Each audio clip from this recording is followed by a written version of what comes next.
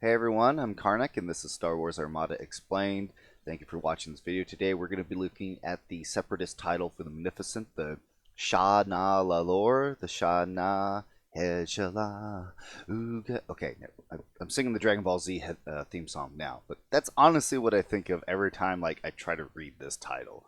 But anyway, the Nalaor is, as I mentioned, title for Separatists, Munificent. Let's dive right in.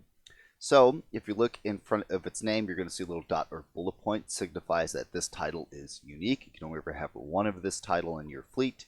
How do you know equips do Munificent? Well, you got that awesome picture there, but if you look at the bottom left-hand corner of the card, you'll see the ship icon. Opposite corner, you'll see again it's faction specific for the Separatists, and it's 5 points. And really nifty title for 5 points. I really do like it. Alright, so we're going to read through the whole card. And then, as always, I'll do a breakdown of any specifics that we need to be aware of. So, while defending, if you are at speed 2 or higher, you may spend a defense token to resolve the evade defense effect instead of that token's effect.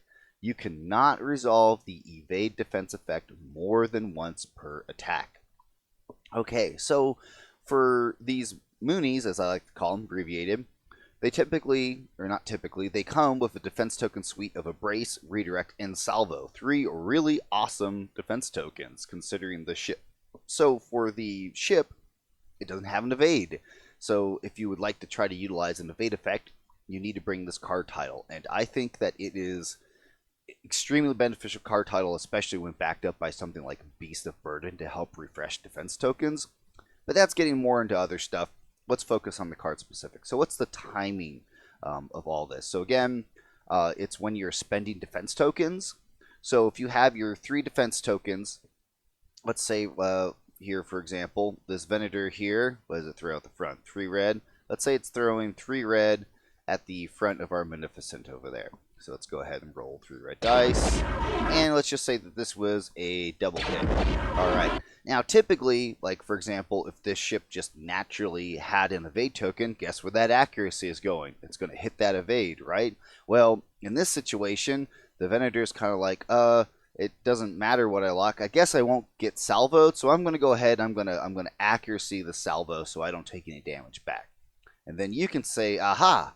Well, I have this title here. It says, while defending, if I'm speed 2 or higher, let's go ahead and put ourselves at speed 2. And I do want to note that the Moonie can only go a speed of 1 or 2.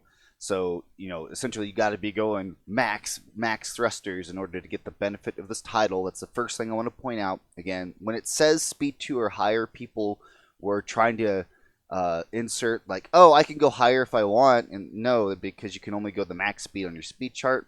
The reason why that wording is there is if in the future, if they ever decide to grant an upgrade or a title or something, or just any effect that can make them go faster, they're just covering their bases with that card. All right, to move on. All right, you may spend a defense token to resolve the evade defense effect instead of that token's effect. So, for example, maybe I don't need a redirect. So I'm going to say, all right, well, I'm spending my redirect token, but instead of resolving the redirect effect, I am now using this card's title effect that says that I can use the evade defense effect, which means now I can cancel that double damage.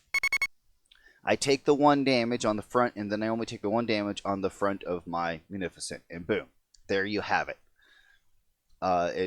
Again, it continues on to state that you can't resolve the evade defense effect more than once per attack, meaning you couldn't spend like 2 different tokens to resolve 2 different evade effects, because again, per the rules, you can only resolve a defense token's effect once. Some people were trying to get around this by saying, oh, I spend my brace token because it's that token, and then I spend my redirect token because it's that token, and then they both can do each their own separate evade effects. And no, the rules aren't allowing you to do that. That's not how RNG states. But again, run over it real quick. You need to be being attacked, whether it be by ship or if it's a squadron attacking you at close range. Like if it's this Y-wing, let's say if it rolls a hit crit, and you're like, you know what? I don't want to take that damage. I'll spend a token. I'll have them re-roll it, and now it's only 1 damage. So, there's some use cases where you'll want to use this on squadrons.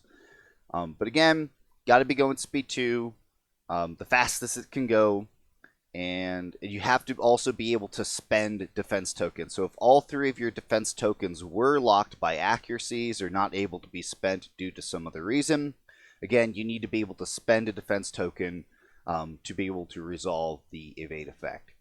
Now, one thing I do want to point out is that initially I even thought that you could, for example, because the Venator is a large base ship, the Munificent's a medium base ship, one of the new rules is that if you spend an evade defense token, you can then also choose, regardless if it's readied or exhausted, to then discard it to then affect an additional die. Like if we were being attacked at long range, like if this was an onager and it's throwing like 4 red die, and let's say these are both doubles. So obviously a ship with an evade likely is going to want to pitch their evade token to cancel both those doubles there and take less damage. So I initially thought that you could spend like a redirect token and then discard it to get the evade effect. And that is not correct, obviously, because as I looked into it and someone pointed out, like, I think you need it to be the actual token to do that. And yes, that is the case. So again, I'm going to read this just word for word, so I'm not messing anything up. So note that this title does not give the ability to discard the spent defense token to affect additional die against larger ships per the usual evade rule. The evade rule states that a token, not effect, needs to be discarded. Effect is not a token.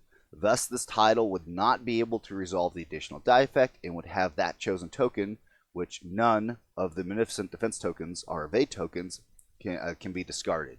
And this is a quote that we have from discussions I feel is important to make sure I'm stating.